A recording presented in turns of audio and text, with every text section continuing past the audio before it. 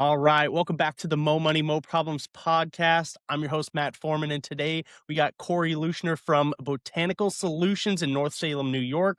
Corey's built a really interesting green industry business around plant healthcare, arboriculture, diagnostics, and education. And he's become known for helping homeowners understand what's actually happening with their landscapes instead of just throwing treatments at the problem. Corey, super pumped to have you here, man. Awesome. Thank you. Excited to be here. All right. So I know it's going to be super loaded, but how did you end up starting Botanical Solutions? All righty. So, like most people, you start working for some companies and stuff, and then you're like, oh, I could do a better job, and you start getting agitated, and irritated with stuff, and then you just start, doing stuff on the side, and it starts building traction, and before you know it, you have a big clientele list, and you're growing faster than you know. Yeah. So what was that? What was your original start? You worked for another company, it sounds like. What was your role there? Yeah, so I worked for multiple companies. Like always, when you start as in my industry, we call them plant healthcare technicians. So you start boots on the ground, driving the truck, treating the trees. I was lucky enough to have some really good mentors in my early stages. Quickly moved up to a management position where I was managing a plant and lawn care division, where I had a couple techs underneath me. Then I reached my ceiling there, and then I started working in a sales arborist position for a pretty big international company, Davy Tree Experts, which is a very good company. They train you up well.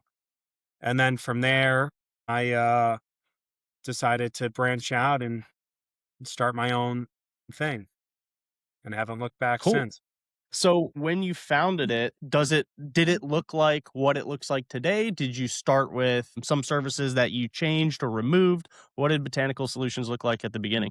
It almost looked like chucking a truck, Okay. except for having me run it. I had a rinky dink Toyota Tundra, which I still have, but now I wrapped up and it looks pretty good. And started literally just doing applications by hand with a backpack and a hand spreader. And then I bought a lawn fertilizing machine when I could, but just doing stuff by hand, just being super resourceful in the beginning when you don't have a lot of money to reinvest back into the company. So just a small little Tundra with some hand equipment. And if you can remember, how did you get your first client? So I got my first client. It was a little unorthodox. It was when I worked for the company where I was managing the lawn and plant healthcare division. When I left, it was a company that did it all, like a one-stop shop kind of deal. So when I left, a lot of clients actually slipped through the cracks. And when I went to go back and work for Davy, a lot of those around July, they were calling me up and they said, Cory, where are you? What, the old company's not calling me back. Can you help me? And I said, call the old company, call the old company. They said, I did. And they said, they're not servicing them anymore. They're not servicing that area. And so I called up the owner because we still had a good relationship. And he's like, Cory, if you want them, grab them. So that's how I got my first couple. And then it was a lot of just landscapers that I knew that needed a chemical guy, for lack of a better word, a lawn fertilizing guy or a tree guy. For the first 4 years in my business, I didn't advertise at all. It was all just word of mouth and strategic networking with a handful of landscapers. Okay.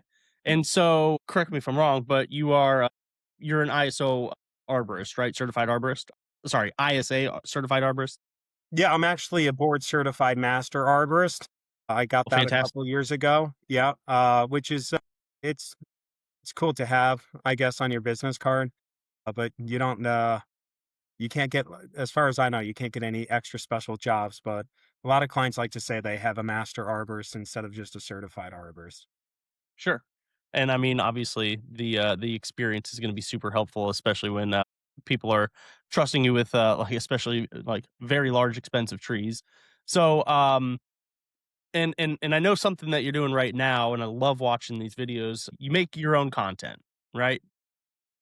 Yeah, unfortunately. Why? Okay, and I was gonna get into that. First off, I was gonna say, well, do you like it? It sounds like you love it, but Why did you decide to start getting into that? Because I know like it's a very like an eye rolling subject for a lot of people in the green industry. You got to dance in front of TikTok to get leads nowadays, which it's not the case of like actually dancing in front of TikTok, but yeah, unfortunately, that's the kind of day and age we're in where it's like people want to see the owner's face and also like their wisdom that they have on it. So why did you finally decide to take the leap and start making your own content, even if it's begrudgingly? Yeah, well, like you said, it's just that day and age. My mentor, if I can shout him out, Jonas Olson, he's the Pest Control Millionaire. I'm part of his group. He just says, content is a very, cheap and effective way to start building that trust and building that brand as well. It's definitely helped me for sure. During the winter too, when my business is shut down, I don't have that much going on. So shooting that educational content is good. Right now in the spring, it's very hard to do it. But again, it builds that trust, it builds that, that rapport, it builds your authority, and it's constantly there. It's going to be there forever on the internet. So I've definitely gotten a couple clients already through organic social media, and it's a very cheap, ineffective way. But as far as I know, it's a slow way. But once you start building up that brand, it definitely helps.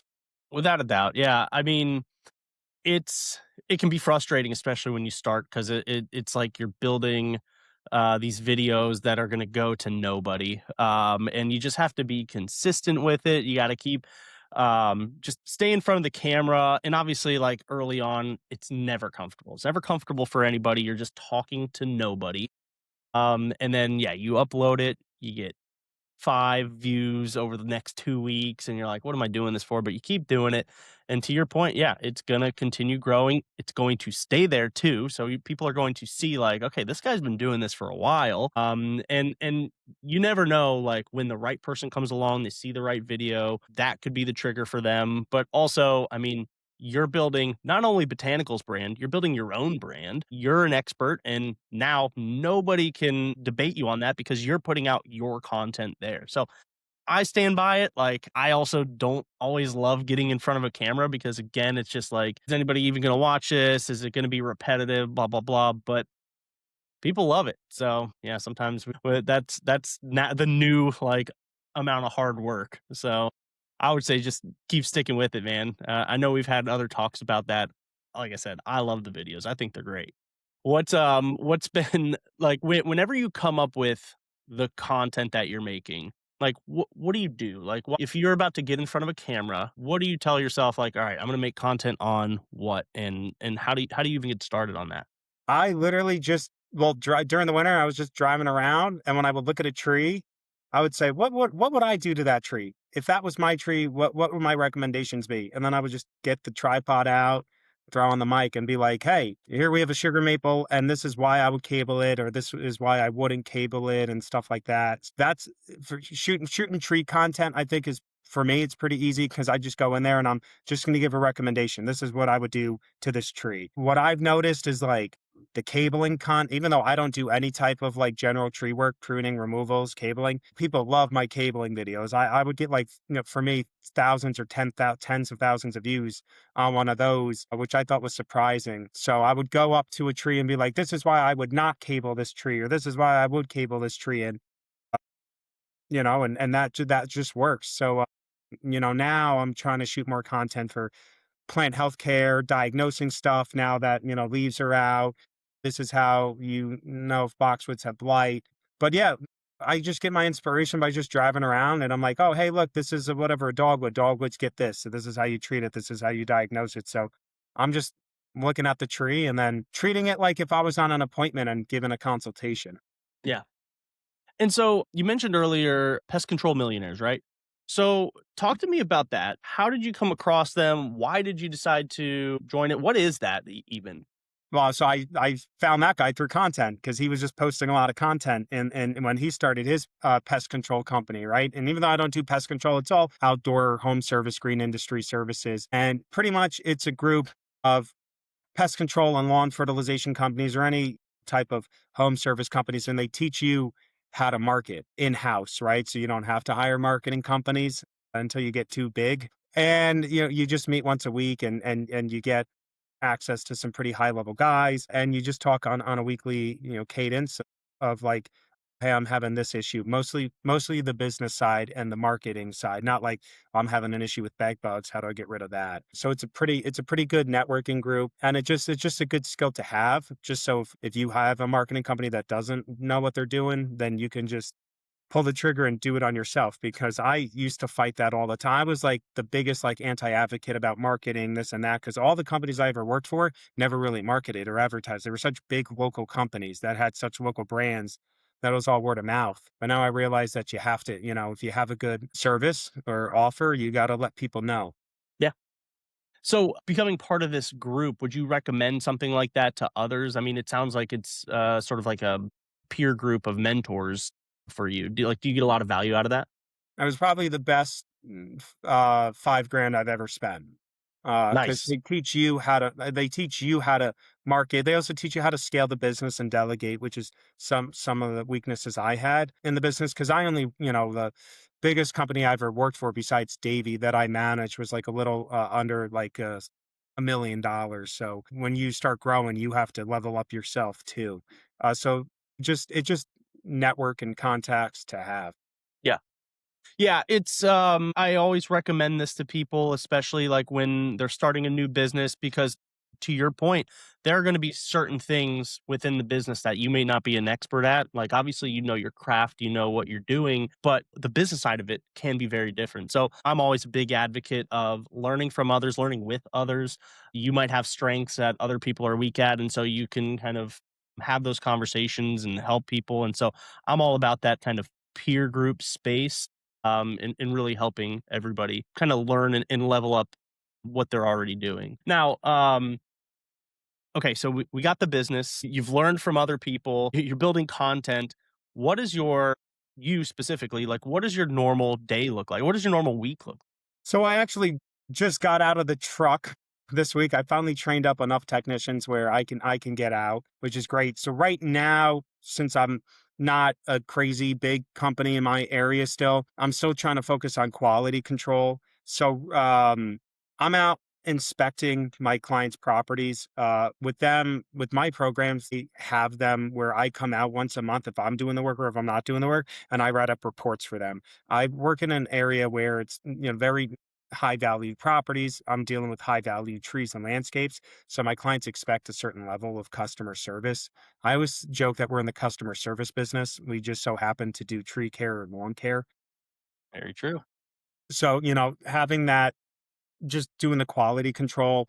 I'm also out trying to network still with other landscapers or tree guys that don't do plant health care. For me, I still do a little bit of admin work just because I can't justify myself getting a full-time office person, even though I probably should. So just a little bit of this, a little bit of that, because I'm still heavy on the operation side, routing, scheduling, talking to my clients, calling ahead, and all of that stuff.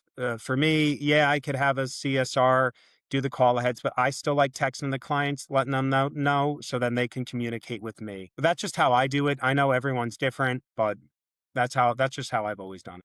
Sure. And there's I mean, a million ways to skin a cat. And I'm all about having an owner centered communication. Now, obviously, there are going to be bottlenecks and limitations to that. There's only so much you can grow and only so much Corey to go around. Yeah, having that connection with the owner. I mean, that's how you build not just again botanical's reputation, but your own reputation. And then, yes, eventually that's going to build a great foundation for referrals, that word of mouth, that not only do you know what you're doing, but like this is a legitimate company, and it's one that we trust. There's going to be different times, different stages. As long as that's where you feel comfortable and you can kind of like flex your knowledge on everybody. I definitely say keep doing that until you hit that bottleneck of, again, there's only so much growth that can happen at that point, and then you'll hire somebody to pick up the phones. But okay, so you're going out there, you're talking to the homeowners and everything. Like, do you see a common or a frequent thing, like a misunderstanding about like tree health that you have to kind of educate homeowners on? Like when they call you, do they expect one thing and like, hey, surprise, it's something completely different?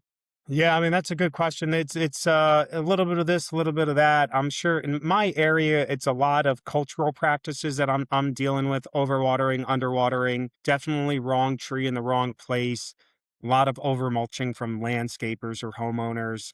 And that seems like that's a common issue everywhere.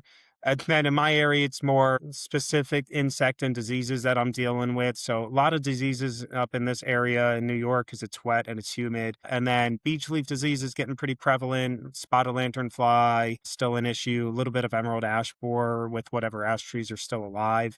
With the advancement of AI, good and bad, a lot of homeowners are diagnosing the trees themselves, and sometimes they're good and sometimes they're just completely wrong. Yeah. I've watched a few of your videos specifically about like the cabling and like people like overreacting to leaning trees and stuff like that. What's the reality like? Cuz I mean, yeah, most people they're going to see some leaning trees and they're like that either needs to come out or be cabled. Like what's the reality there? Each tree's different, but if the tree has you just have to look at the tree. If it has a natural lean, phototropic lean, that's the fancy word of it growing towards the sunlight, then the tree's fine because of the type of the wood that it's growing to compensate for the lean. And then there are other times where the tree is uprooting just because of something. It was getting overwatered or the roots were cut. And that's just something that you always have to have trained eyes, at least a certified arborist to come out and take a look and inspect it. I always suggest that to homeowners. Always have them have a certified arborist come out and take a look and inspect the trees. So, in terms of like the services that you offer, how do you manage, let's say, the winter time? Because obviously it's super cold there. I imagine we're not doing as much lawn related stuff when there's snow on the ground. Like, what does your typical like December through February look like? So as of right now, we shut down a little bit after Christmas. Around Thanksgiving, we start anti-desiccants and deer repellents for the plants. An anti-desiccant, think of it like chapstick. That's how I explain it to my clients, chapstick for the evergreens. And luckily, the clients that signed up this year, they didn't get it. I This year I got a lot of calls, a lot of winter damage. This year was a pretty bad winter up here, especially with the snow too, a lot of deer damage. Now that I am growing and I have employees, I'm gonna try to get some winter services going to keep them busy. Maybe a little bit of ornamental pruning. In my area, there's a lot of orchards, a lot of apple trees, and apple trees have to get pruned in the wintertime. So I'm going to try to focus on that because you don't need big equipment. Really not trying to get into general tree work. I don't see the advantage of buying 500,000 to $1 million worth of equipment and then competing with people that don't have insurance or broken down equipment and all of that stuff. So little ornamental pruning stuff that you don't need to climb a ladder for to keep the insurance down, to keep the guys safe. But I think that's possible. And there's always equipment that needs to be fixed, property inspections to go to during the winter. For me, I do a lot of consulting as well. You don't make that much money consulting, but it just good to get out of the house sometimes and just walk around and look at some properties. This year, now that I have employees, it's really just trying to keep them busy. So I'm going to try to focus more on like some ornamental pruning and pushing the health on the trees that way. Gotcha. And is the plan to keep the employees on full time? Or is that going to be a seasonal thing? Like, how do you think that's going to shake out this year? This year, I don't see that I'm going to keep them on 5 days a week, but most guys in the fall, they start getting tired because they're working 50, 60 hours a week, 8 months, 9 months out of the year. So they want to take a break. Most of the time I think they're happy working 3, 4 days a week here and there. It's still brutal pruning in the wintertime. When I used to do it, when I worked for Davy and I had guys in the winter, as much as we loved working and making money, they were like, "Oh my God, it's brutal. It's windy. It's cold. It's below freezing. I don't want to be in the bucket 80 feet up in the air with the wind blowing." But, you got to do what's right for the trees, what's right for the clients, and eventually they'll take care of you too. Yeah. So what has been, like, one of the biggest struggles, like, within, the company that you've had to overcome? Like, is there something that, like, kinda surprised you in starting your own business up? Obviously, like, you've worked for other companies, but now being in the driver's seat yourself, like, has there been something that you're like, "Oh, man, didn't see that coming?" Yeah, definitely more on the office side, all the paperwork, getting the proper insurance and the licenses and all of that. Because I've never done that. I was always lucky where I've always worked for some pretty big companies, so we always had money to throw at problems. So in the beginning, when I had to be Mhm. super resourceful and figure things out, I like that, but it was always a challenge. Getting good employees. It took me a while to get the 2 techs that I have right now, and both are awesome and they're rock stars, but I went through Nice. a lot of people before I met them, and then once you find someone, you try your damnedest to keep them busy and happy. Yeah. What are you doing right now in terms of, like, if you were to have to go hire tomorrow, like, what would you like, where would step 1 be for you? Find someone tomorrow, that's a good question. Go to I would go to my 2 technicians and say, "Hey, do you know anyone that's looking to hire?" Actually, it's funny enough, my newest technician, he said he knows someone who's looking for a job. So that's what I would do. Surprisingly enough, and I don't always like to bring back my old past, but almost all of the old employees that I worked for, especially at Davie, they all the great hires were from friends or family of the current employees of that company. Birds of the same feather flock together kind of thing. Indeed, everyone says Indeed, but I got one of my guys off of Indeed, and again, he's a rock star. I know you could try to go to the colleges, the local colleges that specialize in the fields that you're looking for. They work as well, but definitely if you have employees, you talk to them and say, "Hey, do you have any friends, family, anyone that you know that's looking for a job?" My experience, those tend to be the best. Yeah. And so, okay, so right now, time we're filming this, middle or well, start of May, what services are you offering right now? So I'm a full inclusive, plant healthcare and lawn care company. So I'll do any plant healthcare related thing for your property. If in terms of insect and disease or fertility management, air spading, root collar excavation, consulting, all of that good stuff. So a lot of horticulture oil treatments, a lot of targeted specific fungicides for the insects and for the trees and shrubs, fertilizing the trees and shrubs as well that need them. Typical basic plant healthcare. I try not to make it too crazy or esoteric. I try to keep it simple for my clients, for my techs, but still get the good results. And then lawn fertilization and weed control. So a lot of spring seeding this year because of the winter. A lot of pre-emergence. Weed control as well, getting those nice thick green lawns that everyone wants.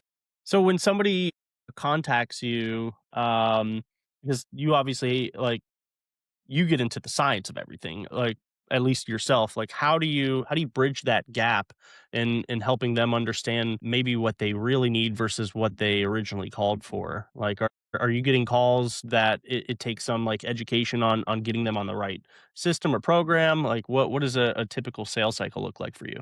Yeah, so what I like about my industry is that most homeowners, especially with the tree side, they're calling me up, and once they find out that I'm a master arborist, they just say like, "Hey, look, this is the issue. I'm sure that you know how to fix it." So I come out, I'll diagnose the issue. I'm trying to do a lot of especially on the lawn side, just the speed to lead, get the proposals out, Google satellite imagery and just getting the square footage and then sending them the program because in our area, most lawns need the same thing. I've done hundreds of soil tests, and if you aggregate them all together, you're going to get the same needs on average. So for the lawn side, it's mostly, just, hey, I'll Google map it and get you a good program. But with the trees, that's a little bit more esoteric. And every property there it's site specific because every tree and shrub is going to be different. Up here, you have cool season grass. Cool season grass needs the same thing, but you can have a property here where it's all they have is an orchard. And then you could go to another property that has all evergreens or hemlocks and spruces. So those are two different plant healthcare needs. So there I just go to the property and then I say, hey, based off of your plant material, these are my recommendations and this is the program you need. And then there, if they really want to get into the weeds of stuff, I'll say, hey, look, yeah, for boxwoods, we're going to target mites, blight, psyllid, there's a new one. I think it's called boxwood tip moth. But a lot of clients here now or homeowners, they're educated. They either hired a previous tree company that they no longer like, or with Google or ChatGPT, they're taking a picture and they're saying, "Hey, that's hemlocks. It's woolly adelgid. This is how you treat it." And then I just come in, yeah, that's how you do it. You just do some oil treatments or a systemic treatment. So it's sometimes good, sometimes bad. You mentioned that you do, like, satellite imagery when quoting out. What does that typically look like for you? Like, are you using any programs? Are you just using Google Maps? Like, what does that look like? Why did you choose to do that? So I chose for the lawn program to do that because it's just faster. It's faster, more efficient. Mike Andes, who's another person that I watch on YouTube, he says that something like 70% of people sign up with the first proposal they get. So again, that's speed to lead. And again, in my with the lawns, they all tend to be the same roughly in my area, unless if it's some crazy rocky property or a lot of trees. So just getting out there. I haven't I beta tested it, but Deep Lawn is a pretty good program. But I just go on findlotsize.com. It's a free thing, and I just map it out myself and get the square footage because it's cheap and efficient. But soon I'm gonna get Deep Lawn. And I'm gonna have you guys integrated into the website so they can get that instant quote for those people that are not looking to talk to anyone. Because I think that's how the younger generation is looking to buy lawn care now or anything. It seems like it's the every generation Yeah. is becoming less and less wanting to have a conversation about things. Yeah. So, yeah, I mean, even now, like with the main way that we're seeing people want to communicate is text messages. Yeah. Have you noticed kind of like that transition into, hey, people probably not going to be picking up the phone as much as they're going to reply to a text message? Yeah, absolutely. And it's I like it too because then I could get back to it kind of when I can.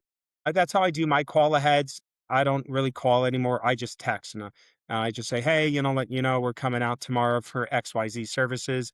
Let me know if you have any questions. And most of the time, the people, they'll, oh yeah, I have this question, this or that, and they'll just text me.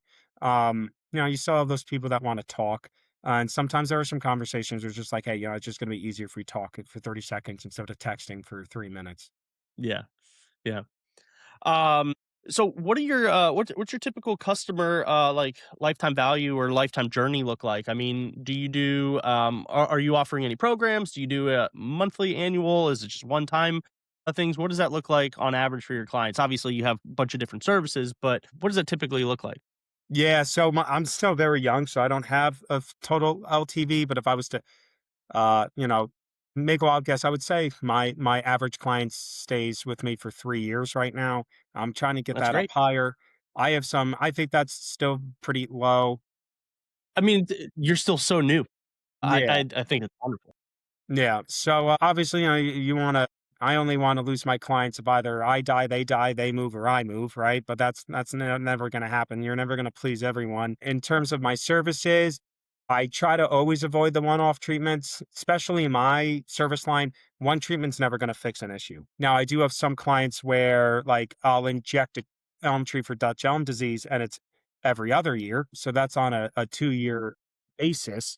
But most of the time, if it's lawn, I'm coming out kind of on a monthly basis and fertilizing lawns, treating the weeds. And my plant health care tends to be 4 or 5 times a year here and there based off of the plant material. So I have some clients that I only come out once or twice a year just to deep root fertilize a tree. And then I have clients who I'm coming out there on a monthly basis if they have bigger properties, a lot more diverse. So it's a range of skill, a range of client services, which is cool, keeps it exciting, keeps it hard to schedule stuff because April and May and then October, November tend to be the busiest months because we're out fertilizing the lawns and then fertilizing the trees as well. But it's good and it's fun and it's exciting. Yeah. Do any of your services that you offer, do they ever like complement each other like into like potential upsells? Like if somebody's like requesting a service from you, does it also turn into, oh, I just found out you do this as well? Like do you see any of that? Yeah, yeah, absolutely. So one thing that separates me from other companies is that I do plant healthcare and lawn care, and there's a lot of companies that do that. But I try to do it at the same time. I'm there on the property, so I try to, with one truck, do the trees and the shrubs and the lawn, which can be a little nerve wracking if the guys accidentally put herbicide in the tree and shrub tank. But I train them up not to do that, and I have systems in place not to do that. But my clients I think tend to like that because, I'm not the lawn guy's not coming out there on Monday to spray and then say, hey, stay off 24 hours. And then so happen the tree guy's there on Tuesday, hey, stay off the property for 24 hours. And then the tick and mosquito guy is there Wednesday, oh, stay off the property for 24 hours. So they're spending all this money on their landscape. They can't even enjoy it. So I try my best right now while I'm still small and I can keep it that niche focus. I'm coming there and on a monthly basis we should be only there once, and we're going to fertilize the trees, fertilize the lawn, treat the trees, do tick a mosquito, do the deer repellent. So now you have like, multiple weeks to enjoy your property until we're there next time, where, you can, if you're hiring all these other companies, they could come out randomly whenever. So my clients tend to like that. I like that too, because now you're double, triple ticketing on doing multiple services on the property. So, the techs are happy, I'm happy and the client is happy. And I think it's a overall win-win-win for everyone. Awesome. Cool. So I don't know if you have any potential like horror stories, maybe some growing pains or whatever, but has there ever been an instance where like you went to a job and it just did not go the way you thought it would go? Maybe you thought it was going to be a little bit more routine. It turned into a nightmare. Maybe you misquoted something. Do you have anything like that? No, yeah, where do I start? Yeah, right. So the really big properties are always hard to quote. Air spading, whenever you air spade, you never know what you're gonna find when you're going under the trees. There was one time, and I don't have an air compressor. Most people they just rent an air compressor. So I was gonna do a 2-day airspace job for a landscape company, and I was, like, really helping them out. So I was like, "Oh, might take 2 days if we bust our ass." It turned into 3 days. But Hmm. right when we were getting there, they were paving the driveway. And of course, you can't take like a half-ton air compressor on there. And I'm like, well, we had this planned 2 weeks out. What the, I'm like cursing, throwing my hat down. Cause at this point I had an employee too. So if it was just me, I was like, all right, fine, F it. I'll just go home. Right. And like, it's not my trees. It's not my problem. But now I'm like, no, I got to keep this guy busy. And we had to like rent mats to take it on the lawn, to get it around the driveway and stuff like that. So that's one example. And then I work with a pretty big landscape installation company. But just whenever they're planting trees, there's 1,000 other companies out there too. The roofing companies there building up the property, and the electricians there. So it's just like even finding parking spots there, and then navigating like doing chemicals while other people on the property. It's super difficult, but you have to find a way to figure it out. So a lot of like just soil injections and stuff like that to limit the exposure. So there's a lot, and then there's a lot with the employees too. When you first start, you don't have that much money, so you can't hire the best of the best. So you tend to hire some people that aren't showing up all the time and stuff like that. So treating wrong properties as well, going to a house where you were doing a Google map and then you found out that, oh, that's not the right house. And then that's always a fun conversation. Yeah. Um, with where your business is at right now, are there any intentions of like adding services, removing services? Like, what do you think in the next, let's say, 5 years, Botanical Solutions is going to look like? I don't think I'm ever gonna remove services. I think I'm always just gonna do plant healthcare and lawn care. That's my niche. I forgot the saying, but just stick. I found out with other companies whenever I tried to expand and go into another lane, I would royally mess up those jobs, and I know that's part of the growing pains. But then I just found out, what, just stick to my lane. I'll do very small planting jobs where like people like landscapers don't want to do it. Like I planted like 9 hydrangeas for a client once, or two taxuses are used that were like 4 feet tall. So very small planting jobs, but I just stick to my lane, and you become really good at that, become really efficient in that, and then you become like the lawn and tree guy in your area, and that people are willing to hire. And again, the only other service possibly that I'm looking to add is some light pruning in the winter, just to keep some revenue going and keep guys busy in the winter months. So, if you had to kind of like think back to like when you first got started, um, to where we're at now, is there anything that you would have maybe done differently? Like a path that you would have taken? Like, was there a lot of time and money wasted doing something? Like, I'm thinking more in the lines of like, okay, well, if somebody were to follow or want to follow or is following a similar path and trajectory, like, is there something that you're like, hey, look out for this?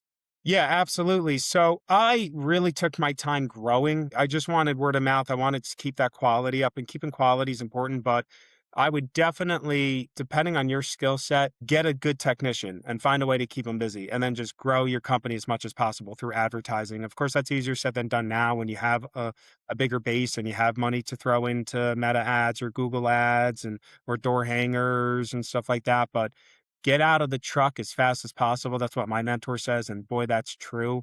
You don't want to be a CEO in tech's clothes. So get a good technician. Make sure, it's a good technician. You train them up right, and then get systems in place. Definitely training videos and handbooks, and get your business as systematized as possible so it's not relying on you. And in the beginning, when you don't have a lot of money and you have more time, that's a lot easier, especially now with ChatGPT or Gemini or Claude or whatever, AI you use. They can definitely help you get some SOPs going, but definitely getting out of the truck as fast as you can so you can start working on the business and not in the business. Yeah. Yeah, no, that's amazing advice because I mean, obviously, you know what your vision is, you know what the goal of the business is, and it's really going to be hard for you to be everywhere and do all the things. So, getting those SOPs, getting the hey, we need things done this way. This is the botanical solution way of doing things. That's going to be super important. And then yeah, to your point, getting out of the truck, getting out of the day to day so that you can actually be a business owner, expand the company. No, that's amazing advice. Um, okay, cool. So we're just about wrapped up. This is the part where I love where if our business owners could just go ahead, do the big plug, tell us about the company, what do you do, who do you service? Let's hear it. So, right, Botanical Solutions, I mainly do the plant healthcare, which is insect disease fertility management of shade trees, ornamental trees, and shrubs. And then the lawn fertilization and weed control. So, making lawns look like golf courses or whatever clients want the lawns to look like. I mostly service Westchester County and Fairfield County for the trees. And I take on any client that has the same vision as I, where we want to be stewards for their landscape and enhance the value of their landscapes and protect the tree, shrubs, and the lawn. Awesome. All right. Well, Corey, it's been an absolute pleasure getting to talk to you about your journey, how you run the business, the uniqueness of the business, and how you use education to really help people understand the problem rather than just throwing potential solutions at it without diagnosing things first. So I think it's just super important. And then you're also sharing your knowledge and everything on social media, even if it feels a little bit uncomfortable right now. I have no doubt in my mind that as you keep getting better and better at it, that's going to become very natural, and people are going to naturally just gravitate towards you and the content that you're making, and it's really going to have a long-term benefit on the company. So thank you for joining me here. Thanks for sharing everything. That's going to do it for the Mo Money Mo Problems podcast. If you enjoyed this episode, you got anything out of it, please go ahead and share that with anybody that you think would want to watch this as well. Again, Corey, thanks for being here, man.